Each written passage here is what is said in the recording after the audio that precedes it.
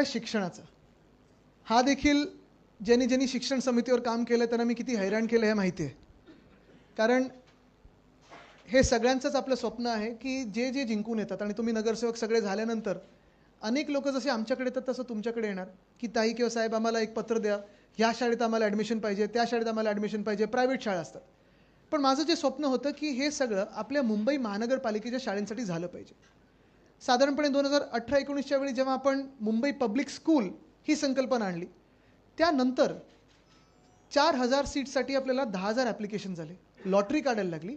आणि आपल्याला माहिती आहे की मुंबई पब्लिक स्कूलसारख्या शाळा देशात नसतील अशा आपण करून दाखवलेल्या आहेत. मग त्याच्यात SSC बोर्ड आहे, IB आहे, IGCSE आहे, CBSE आहे आणि ICSE आहे. पण हे सगळं होत असताना मराठी अनिवार्य आहे. 3.25 लाख विद्यार्थी या शाळेमध्ये शिकतात. मला वाटतं GR पण उद्धवजींनीच काढलेला, हो, आपल्या वेळेस काढलेला. आणि ह्या शाळेंमध्ये तो पण आता मला वाटतं रद्द केला, तो रद्द केला, तो स्थगित केला ह्याने.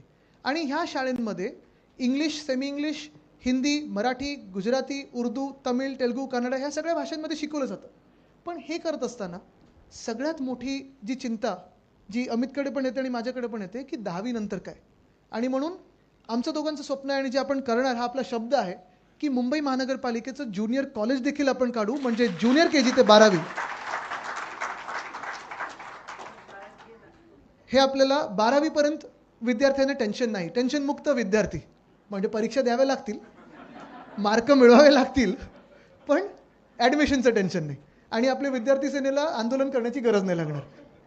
बरं, अजून एक महत्त्वाचा प्रश्न जो सगळीकडे दिसतो तो परत जसं हॉस्पिटलचे प्लॉट आहेत, कुठचेही प्लॉट, आत्ताचं सरकार जे आहे त्याची एकच बोलीभाषा आहे की काही दिसलं की घाला बिल्डरांच्या घशात.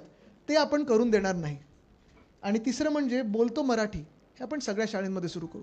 अर्थात डिजिटायझेशन आलेलं आहे, सगळं काही आहे, पण मला वाटतं हे शाळेनंतर ज्युनियर कॉलेजचा आम्हाला वाटतं फार महत्त्वाचं आहे. आपल्याला पण जर वाटत असेल तर मला वाटतं तो विषय खूप महत्त्वाचा ज्वलंत आहे.